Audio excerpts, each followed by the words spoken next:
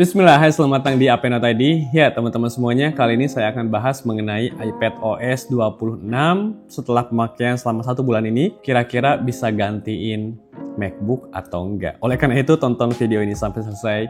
Mari kita mulai. Oke, sekarang kita masuk ke dalam segmen pertama, yaitu tampilan yang baru.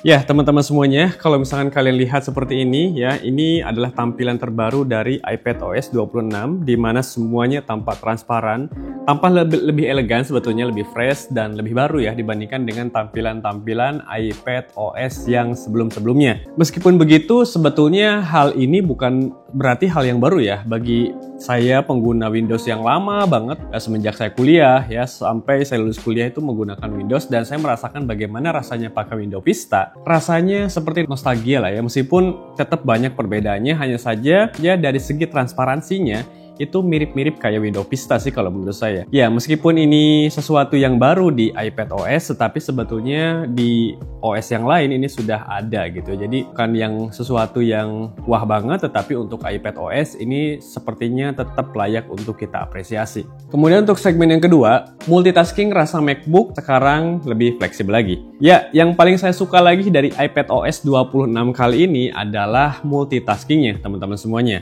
Sekarang saat buka aplikasi, kita punya yang namanya pilihan 3 tombol di pojok kiri atas, di mana di situ ada minimize, kemudian ada full screen, kemudian di sana juga ada close, sama persis lah kayak kita pakai macOS. Ini bikin kerja multitasking kita itu lebih mirip sebetulnya daripada penggunaan iPad itu sendiri. Kalau iPad dulu kan nggak ada seperti ini ya, dan sekarang itu lebih mirip lah kayak kita menggunakan MacBook. Apalagi kalau misalkan kamu pakai Magic Keyboard, kemudian kamu pakai mouse, ini rasanya seperti kamu pakai MacBook tapi versi yang mininya. Versi yang fleksibel dan lebih versatile ya. Dimana kalau kamu bosan, kamu bisa main game. Kemudian kalau kamu ingin kerja lagi fokus, kamu bisa masuk ke Office, kamu bisa masuk ke aplikasi-aplikasi yang mendukung mungkin di aplikasi iPad kamu. Hanya saja keterbatasannya tetap di mana aplikasi Office di iPad ini masih versi mobile. Tapi saya kayaknya punya harapan ya. Saya mungkin punya harapan dan ya mudah-mudahan di mana nanti ke depan entah kapan itu sepertinya ini hipotesa saja, bisa saja salah.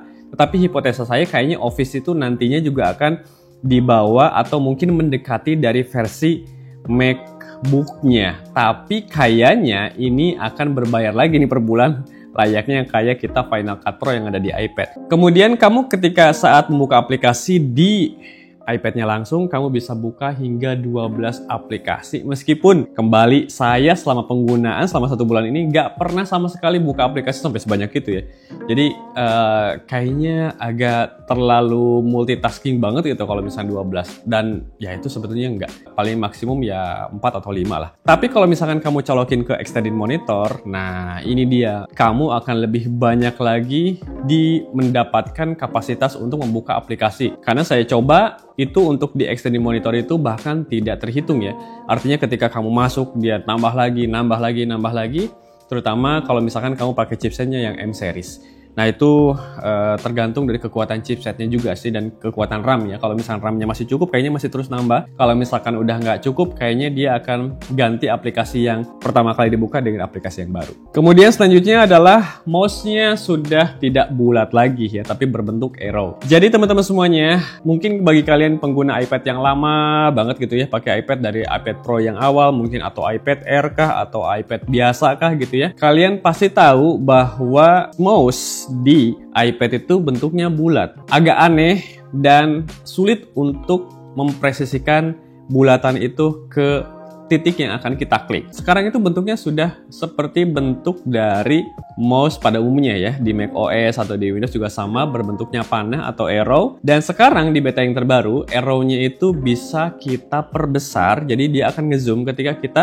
geser-geser trackpad-nya gitu ya. Kadang-kadang ketika kita habis nulis kan suka hilang tuh arrow-nya, supaya nggak menghalangi. Kemudian ketika kita cari ini kok nggak ketemu, nah kalian tinggal geser-geser aja, nanti akan ketemu secara otomatis. Itu ada versi terbaru di beta 3 itu sudah seperti itu. Nah akhirnya secara penggunaan iPad ini menjadi lebih familiar gitu ya, seperti layaknya MacBook. Kemudian yang keempat adalah aplikasi file yang mirip Mac dan ada progress bar ketika kita copy paste. Nah untuk update aplikasi sekarang, filenya mirip banget kayak Finder yang ada di MacBook gitu ya. Ini persis sekali. Dan kemarin ya, mungkin kemarin atau tadi malam saya update untuk MacBook itu ke macOS Tahoe ya, Tahoe gitu ya. Itu macOS yang 26 juga. Dan malah MacBooknya itu yang mirip iPad gitu. Sekarang itu tampilan-tampilan MacBook agak mirip iPad. Ya, jadi antara iPad dengan MacBook sekarang hampir-hampir mirip, hampir-hampir serupa. Jadi teman-teman semuanya untuk di aplikasi file ini, teman-teman bisa klik 2 kali foldernya untuk masuk. Dulu kan kalau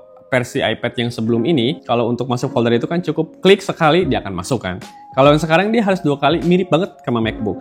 Kemudian bisa geser-geser besaran, untuk kan di situ ada pilihan, ada size, ada date dan lain-lain ya, ada kind gitu ya. Itu bisa digeser-geser sesuai dengan keinginan kita. Kemudian bisa diwarnai juga, bisa dikasih icon juga, bisa dikasih gambar-gambar tertentu gitu ya. Dan sekarang ada progress bar kalau misalkan kita copy paste, yang dimana dulu ini ketika kita pakai iPad ini sangat banget diharap-harapkan ya. Karena dulu itu waktu kita copy paste benar-benar blank, gak ada sama sekali progresnya. Jadi kita hanya kira-kira aja ini udah selesai atau belum. Nah sekarang udah lebih lengkap lagi, lebih nyaman lagi, dan lebih familiar lah, sama seperti kayak kita pakai MacBook. Kemudian selanjutnya itu adalah tampilan musik floating, dan sebetulnya nggak cuma tampilan musik ya. Jadi yang segmen ke-6 ini tampilan-tampilan aplikasinya lebih floating dan lebih stylish. Salah satu yang bisa kita contohkan itu adalah aplikasi file musiknya. Sekarang sudah tampak lebih modern ya, lebih transparan, kemudian ada tampak seperti melayang. Ya pokoknya UI-nya sekarang lebih fresh aja dibandingkan dengan yang lebih lama ya, iPad sebelumnya. Meskipun kembali lagi dari segi pemakaian itu sebetulnya sama saja, bahkan kualitas pun sama-sama bagusnya ya dibandingkan dengan kalau kita bandingkan dengan versi yang sebelumnya. Jadi dari segi kualitas tetap oke, tapi dari tampilan aja yang berubah. Oke, yang selanjutnya adalah tampilan iMessage yang baru ya. Sekarang sudah bisa dikasih background. Dulu itu kalau misalnya kita pakai aplikasi pesannya si Apple ya, atau iMessage itu, kan backgroundnya hanya putih aja. Sekarang bisa diganti background semaunya kita gitu. Dan ini akan terhubung langsung antara iPad, kemudian si iOS-nya atau si HP iPhone kita juga gitu ya. Itu semuanya akan terhubung langsung. Jadi ketika kita ganti di iPad, maka di HP-nya juga akan otomatis terganti gitu. Jadi ya itu menjadi sesuatu yang lebih fresh lagi. Sebetulnya di WhatsApp kita udah lama banget ya bisa pakai ini, tapi untuk di iMessage ya itu merupakan salah satu refreshing fitur sebetulnya yang ada di Apple device. Dan yang terakhir adalah bug dan kekurangan-kekurangan selama saya pakai kurang lebih 1 bulanan ini. Ya namanya juga versi beta, teman-teman semuanya pasti belum